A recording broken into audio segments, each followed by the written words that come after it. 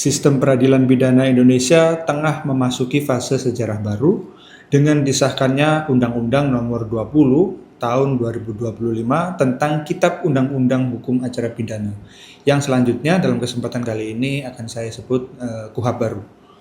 Nah, langkah ini merupakan sebuah penyesuaian ya, mengingat hukum pidana material telah lebih dulu diperbarui melalui Undang-Undang Nomor 1 Tahun 2023 tentang Kitab Undang-Undang Hukum Pidana atau KUHP Nasional.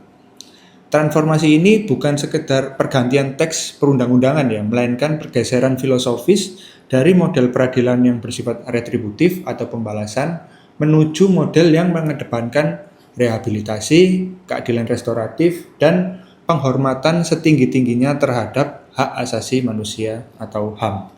Dalam kerangka hukum yang baru ini, instrumen upaya paksa, khususnya penggeledahan, ditempatkan dalam posisi yang sangat strategis sekaligus sensitif. Upaya paksa pada hakikatnya adalah tindakan negara yang membatasi hak kebebasan, privasi, kepemilikan individu demi kepentingan penegakan hukum dan pencarian kebenaran material. KUHP baru dirancang untuk memastikan bahwa setiap intervensi negara terhadap hak-hak warga negara tersebut harus dilakukan berdasarkan prinsip due process of law, bukan crime control model yang lama, serta memiliki dasar hukum yang jelas dan berada di bawah pengawasan yudisial yang ketat. Penting bagi masyarakat untuk memahami bahwa dalam sistem KUHP baru, aparat penegak hukum tidak lagi memiliki kewenangan absolut yang tidak terawasi. Setiap tindakan koersif atau paksaan harus dapat diaudit secara prosedural dan memiliki justifikasi rasional yang kuat. Penekanan pada akuntabilitas ini bertujuan untuk memulihkan kepercayaan publik terhadap institusi penegak hukum yang selama 4 dekade terakhir sering dikritik ya karena praktik-praktik yang dianggap diskriminatif atau otoriter. Penggeledahan menempati urutan krusial dalam deretan instrumen ini karena sering kali menjadi pintu masuk bagi penyidik untuk melakukan upaya paksa lainnya seperti penyitaan dan penangkapan. KUHP baru, penggeledahan secara eksplisit diatur sebagai tindakan yang membutuhkan izin dari otoritas yudisial, kecuali dalam situasi yang sangat mendesak. Hal ini menunjukkan bahwa pembuat undang-undang memandang privasi rumah dan badan ya sebagai hak yang sangat fundamental yang tidak boleh diintervensi oleh kekuasaan eksekutif atau dalam hal ini polisi atau penyidik tanpa adanya pengawasan dari kekuasaan kehakiman.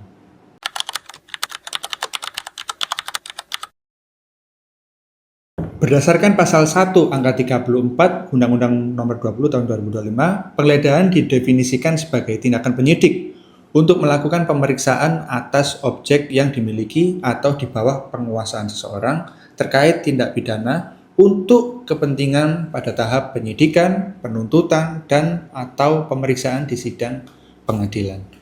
Definisi ini lebih luas dan inklusif dibandingkan dengan regulasi sebelumnya, yang cenderung hanya berfokus pada lokasi fisik ya. Dalam praktiknya, KUHP baru membagi penggeledahan ke dalam beberapa kategori ya, berdasarkan objek yang diperiksa.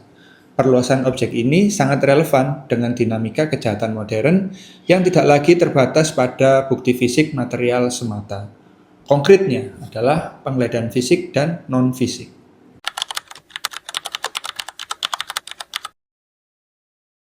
Penggeledahan fisik tetap menjadi instrumen utama dalam penyidikan perkara-perkara konvensional seperti narkotika, pencurian, atau tindak pidana kekerasan. Objek-objek fisik yang dicakup dalam pasal 112 KUHP baru meliputi rumah, ya, mencakup tempat tinggal kediaman permanen maupun struktur bagian lain yang berada dalam penguasaan subjek hukum. Lalu ada pakaian, itu pemeriksaan terhadap apa yang dikenakan seseorang untuk mencari benda-benda yang tersembunyi. Lalu pastinya badan, ya, pemeriksaan fisik langsung pada tubuh seseorang yang harus dilakukan dengan prosedur yang sangat ketat, ya, untuk menghormati norma asusila dan martabat manusia itu sendiri. Lalu ada juga transportasi, ya, termasuk kendaraan pribadi, transportasi umum maupun sarana angkut lainnya. Lalu yang lainnya yaitu kategori sisa untuk mencakup objek fisik apapun yang belum disebutkan secara spesifik namun relevan dengan tindakan pidana.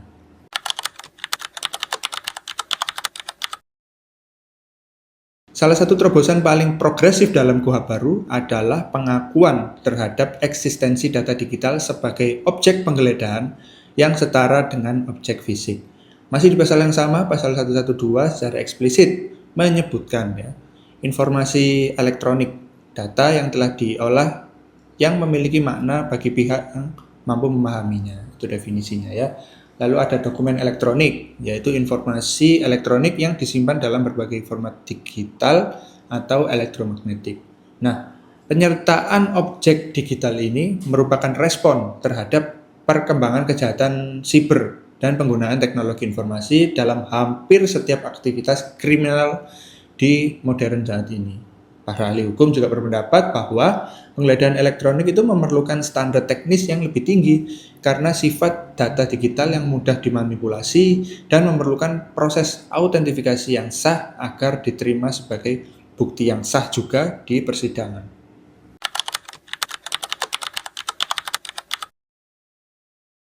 Landasan hukum utama pelaksanaan penggeledahan dalam sistem peradilan pidana Indonesia saat ini adalah Bab 5, bagian ketiga KUHP baru. Peraturan ini didukung oleh berbagai regulasi turunan, termasuk Peraturan Mahkamah Agung atau PERMA, dan SOP internal di lingkungan penyidikan dalam hal ini Polri dan PPNS ya. Nah, kewenangan penggeledahan diberikan secara eksklusif kepada penyidik, yaitu pejabat Polri atau PPNS tertentu yang diberi wewenang khusus oleh undang-undang. Penting untuk dicatat ya, bahwa dalam kerangka KUHP baru, koordinasi antara PPNS dan Polri semakin dipererat ya. Sebagai contoh, dalam tindakan upaya paksa tertentu, PPNS harus bekerja di bawah koordinasi atau dengan perintah penyidik Polri untuk menjamin adanya kesatuan komando dalam penegakan hukum. Perlu digarisbawahi ya, bahwa kerjasama dalam konteks ini adalah kerjasama horizontal ya, atau sejajar, bukan vertikal ya. Polri hanya melakukan fungsi korwas atau koordinasi dan pengawasan. Nah, secara substansial, dasar hukum penggeledahan tidak hanya berfungsi sebagai pemberi wewenang, tetapi juga sebagai pembatas wewenang juga. Nah, prinsip legalitas juga mengharuskan setiap tindakan penggeledahan memiliki dasar undang-undang. Sementara prinsip proporsionalitas itu juga mengharuskan tindakan tersebut hanya dan hanya jika dilakukan benar-benar diperlukan dan sebanding dengan bobot tindakan yang lagi disidik.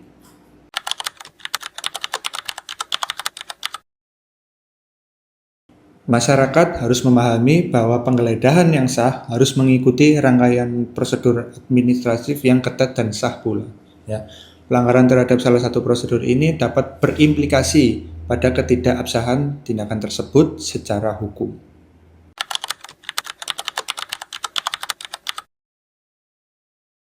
Sebelum mendatangi objek penggeledahan, ya, penyidik wajib membekali diri dengan dokumen-dokumen resmi. Berdasarkan pasal 41 KUHP baru, syarat-syarat tersebut meliputi pertama surat izin ketua pengadilan ya.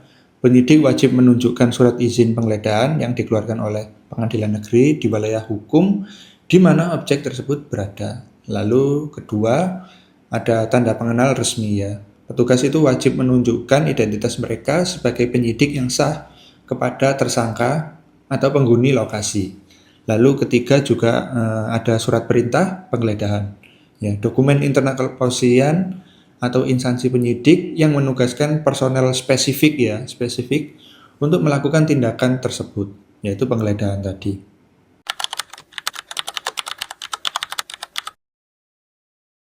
Untuk menjamin transparansi dan mencegah adanya rekayasa barang bukti, dalam KUHP baru juga mewajibkan kehadiran pihak ketiga ya, yang netral selama proses berlangsung.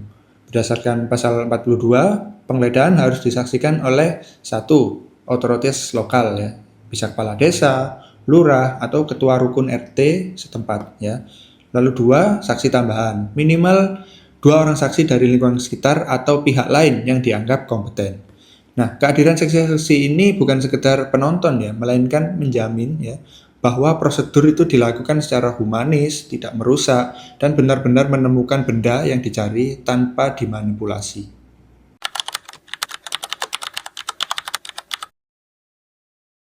Selama proses berlangsung, penyidik diberikan wewenang untuk menjaga ketertiban lokasi. Hal ini mencakup penjagaan atau penutupan tempat yang bersangkutan, serta pemberian perintah kepada setiap orang yang berada di lokasi untuk tidak meninggalkan tempat sampai tindakan selesai dilakukan. Ya. Meskipun memiliki wewenang tersebut, penyidik tetap terikat pada standar perlindungan kelompok rentan, seperti keharusan melibatkan petugas perempuan ketika melakukan penggeledahan badan ya terhadap perempuan.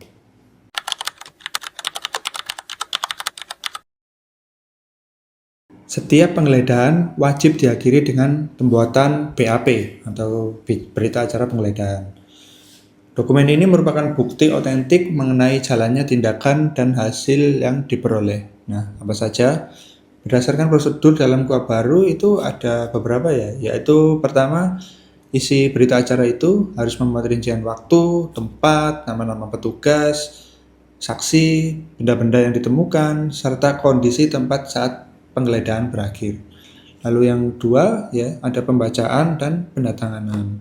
Itu sebelum ditandatangani berita acara itu harus dibacakan kepada tersangka atau keluarganya ya. Dokumen tersebut kemudian itu terus ditandangin sama penyidik, saksi-saksi dan pihak yang digeledah. Nah, terus ketiga ada hak penolakan juga. Jika tersangka atau keluarga menolak menandatangani, penyidik wajib mencatat penolakan tersebut beserta alasannya secara eksplisit ya dalam berita acara tersebut.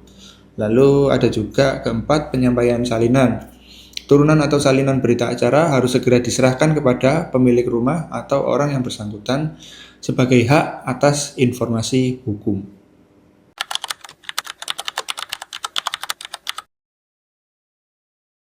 Hukum mengakomodasi situasi luar biasa ya, di mana prosedur perizinan formal dapat menghambat efektivitas penegakan hukum. Misalnya saat barang bukti terancam dimusnahkan atau tersangka hendak melarikan diri. Pasal 34 dan pasal 113 KUHP baru mengatur mengenai penggeledahan tanpa surat izin dari pengadilan terlebih dahulu. Kriteria sangat perlu dan mendesak ini mencakup apa aja? Pertama, halaman rumah tempat tinggal tersangka, ya.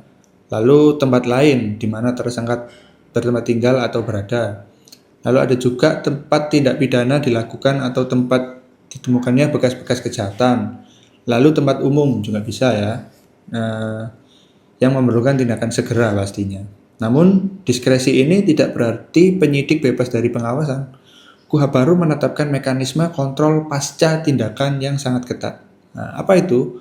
Yaitu penyidik itu wajib tetap ya melaporkan dan meminta persetujuan kepada Ketua Pengadilan Negeri paling lambat 2 kali 24 jam setelah dilakukan penggeledahan mendesak tersebut. Jika pengadilan menilai tindakan tersebut tidak memiliki alasan mendesak yang cukup, maka legalitas tindakan dan bukti yang diperoleh dapat dibatalkan di kemudian hari melalui mekanisme pra-peradilan tentunya, atau eksklusi bukti di persidangan.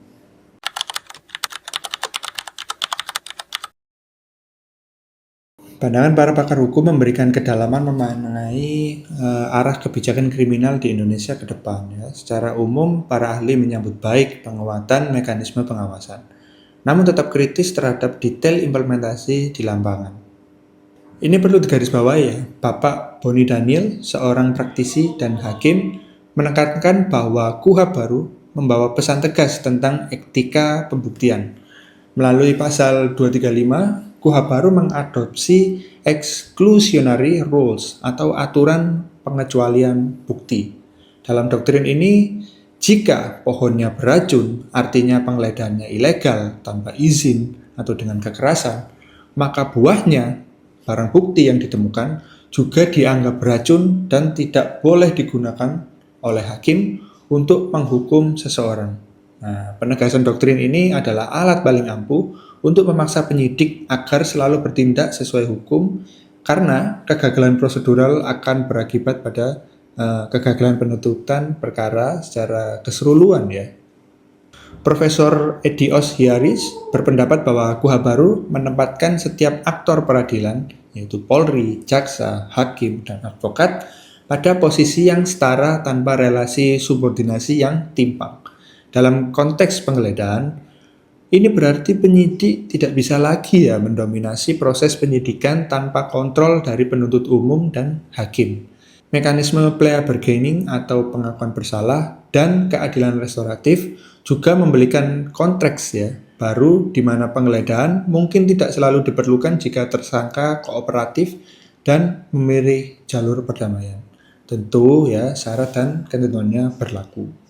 Akademisi dari Asper Hupiki Asosiasi Pengajar Hukum, Pidana dan Kriminologi menyoroti tantangan dalam penggeledahan digital. Mereka mengingatkan bahwa modernisasi hukum acara tidak cukup hanya dengan mencantumkan istilah e-court atau informasi elektronik dalam undang-undang, tetapi juga harus menjamin validitasnya validitas pembuktian elektronik tersebut. Nah, data digital sangat rentan terhadap perubahan. Oleh karena itu, penggeledahan terhadap ponsel, laptop, atau akun media sosial harus dilakukan dengan teknologi forensik yang dapat diaudit agar tidak merugikan terdakwa.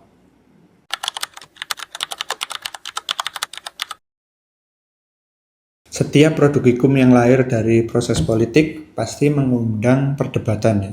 KUHP baru ini tidak terkecuali, tentunya dengan faksi pro dan kontra yang masing-masing memiliki argumen yang kuat.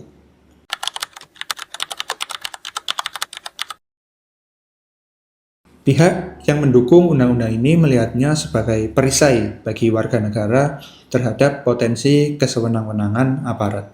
Beberapa poin pendukung itu meliputi pertama penguatan hak asasi manusia dengan mewajibkan izin pengadilan dan kehadiran saksi. Undang-undang ini tuh menutup celah bagi praktik-praktik investigasi dalam tanda kutip gelap yang sering terjadi di masa lalu. Lalu ada juga nomor 2, kepastian hukum digital juga.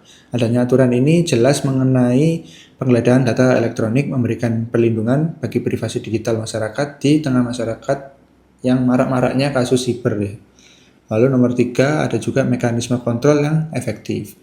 Aturan pelaporan 2x24 jam untuk penggeledahan adalah bentuk check and balances yang sangat progresif untuk memastikan diskresi polisi tetap berada di bawah kendali hukum. Lalu nomor 4, ada juga integritas pembuktian. Penerapan exclusionary rules akan meningkatkan kualitas penyidikan karena polisi dipaksa untuk bekerja secara profesional dan sangat saintifik, bukan mengandalkan intimidasi.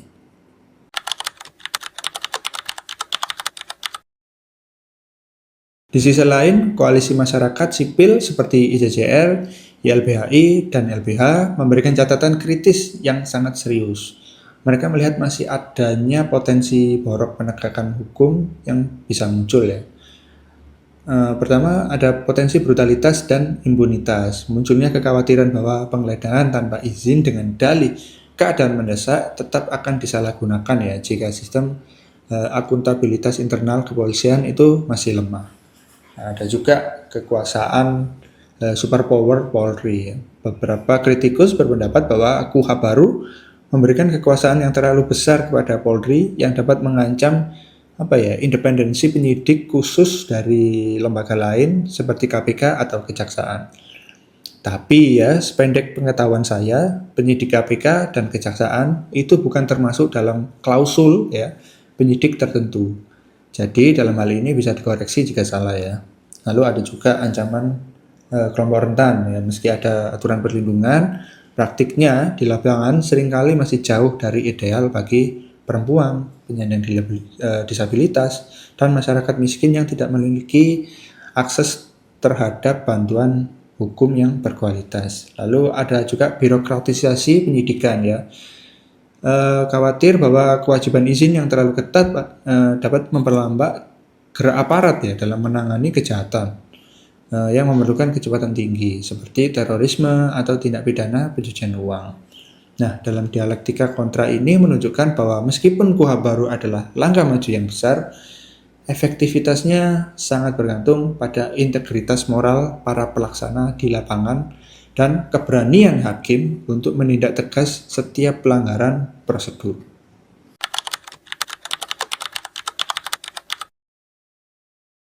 Satu hal yang paling penting krusial ya bagi masyarakat awam untuk diketahui adalah keberadaan hak untuk melawan tindakan yang dianggap tidak sah. KUHP baru memperkuat fungsi pra-peradilan sebagai mekanisme kontrol yudisial. Objek peradilan ya kini mencakup pengujian terhadap sah atau tidaknya penggeledahan dan penyitaan. Lalu sah atau tidaknya penetapan tersangka. Lalu sah atau tidaknya penghentian penyidikan. Ini juga perlu dicatat ya. Satu kebaruan penting dalam KUHP baru adalah prinsip bahwa jika pra-peradilan sedang diperiksa, maka pokok perkara pidananya tidak dapat diselenggarakan sampai ada putusan pra-peradilan yang berkekuatan hukum. Nah, ini adalah jaminan bahwa tidak akan ada orang yang diadili atas dasar proses penyidikan yang cacat hukum. Jika hakim pra-peradilan menyatakan penggeledahan tidak sah, maka segala barang yang disita harus dikembalikan dan bukti tersebut dicoret dari berkas perkara.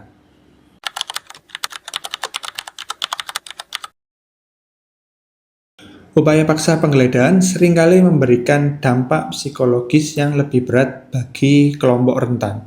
Nah, KUHP baru dan peraturan turunannya seperti Perma nomor 2 tahun 2025 memberikan perlindungan tambahan, yaitu untuk penyandang disabilitas ya. Penyidik wajib menyediakan pendampingan dan memastikan bahwa komunikasi selama penggeledahan dilakukan dengan cara yang dapat dimengerti oleh penyandang disabilitas. Misalnya menggunakan bahasa isyarat atau pendamping ahli ya. Lalu untuk perempuan ya, penggeledahan badan terhadap perempuan harus dilakukan di ruang tertutup oleh petugas perempuan juga. Itu kenapa? Untuk menjaga kehormatan dan menghindari pelecehan.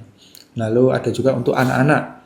Dalam hal anak berhadapan dengan hukum, penggeledahan harus dilakukan juga dengan pendekatan yang anak-anak, yaitu yang humanis dan sebisa mungkin menghindari suasana militeristik ya, yang dapat menimbulkan trauma jangka panjang. Ketentuan ini menegaskan bahwa keadilan tidak boleh buta terhadap kondisi spesifik setiap individu warga negara. Negara tidak boleh menggunakan kekuasaannya untuk menindas mereka yang paling lemah dalam struktur sosial kita.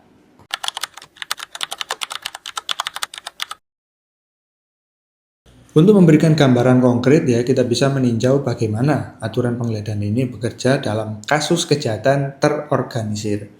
Dalam perkara korupsi atau TPPU, pencucian uang, penyidik mungkin akan melakukan penggeledahan di berbagai kantor korporasi. Berdasarkan KUHP baru, tindakan ini harus melibatkan izin khusus dari pengadilan untuk memasuki area korporasi. Lalu ada juga penyitaan dokumen elektronik dari server pusat yang harus dijaga integritas datanya. Lalu ada juga kehadiran penasihat hukumnya korporasi atau saksi independen dari pengelola gedung. Nah, sedangkan dalam perkara narkotika, seringkali terjadi penggeledahan badan di tempat umum, seperti bandara atau bisa jadi diskotik ya, dalam kondisi OTT ya, atau tertangkap tangan. Di sini, penyidik dapat langsung bertindak tanpa izin awal dari pengadilan. Namun tetap wajib ya, kayak tadi, membuat berita acara yang teliti dan meminta validasi dari pengadilan dalam waktu 2 kali 24 jam, menjamin bahwa tindakan tersebut bukan didasari oleh prasangka rasial atau etnis yang diskriminatif. Jadi tetap harus izin ya 2 kali 24 jam.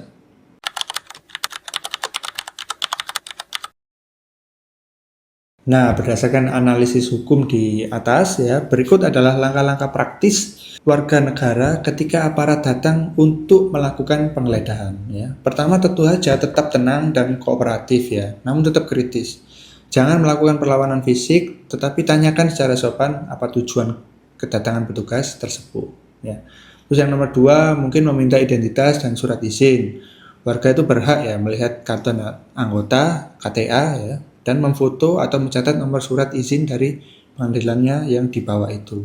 Lalu ketiga, mungkin hubungi penasihat hukum ya. Jika memungkinkan, segera menghubungi pengacara untuk mendampingi posisi tersebut guna memastikan hak-hak hukum Anda terlindungi ya. Lalu nomor 4, hubungi petugas lingkungan ya, ketua RT atau warga lain yang menyaksikan proses tersebut dari awal sampai akhir. Lalu yang kelima juga awasi jalur pemeriksaannya ya. Perhatikan setiap laci, lemari atau perangkat elektronik yang diperiksa. Pastikan petugas juga tidak membawa barang yang tidak tercantum dalam surat izin ya. Lalu yang keenam, periksa berita acara dengan seksama. Sebelum ditandatangani, baca setiap kata ya. Jika ada benda yang tidak temukan tapi tertulis ditemukan, berikan catatan keberatan atau tolak menandatangani bagian tersebut ya. Kesadaran warga ya akan hak-hak ini akan menciptakan iklim penegakan hukum yang sehat dan transparan di Indonesia.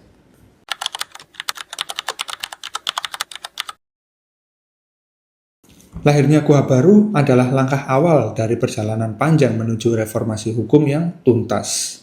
Keberhasilan aturan penggeledahan yang baru ini tidak hanya diukur dari seberapa bagus teks undang-undangnya, tetapi dari seberapa konsisten hakim dalam menguji keabsahan tindakan polisi dan seberapa profesional polisi dalam menjalankan tugasnya tanpa melanggar privasi warga negara. Kita bergerak ya menuju era di mana bukti-bukti digital dan forensik akan menggeser dominasi bukti saksi atau pengakuan tersangka yang seringkali dapat melalui paksaan di masa lalu. Nah, modernisasi ini ya adalah keniscayaan bagi Indonesia untuk sejajar dengan standar peradilan internasional yang mengedepankan hak asasi dan akuntabilitas.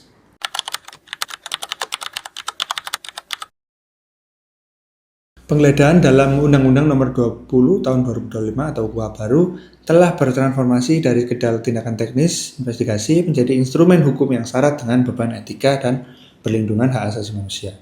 Dengan membagi penggeledahan ke dalam 9 upaya paksa yang diawasi secara judisial, Indonesia telah menegaskan komitmennya untuk menjadi negara hukum yang sesungguhnya.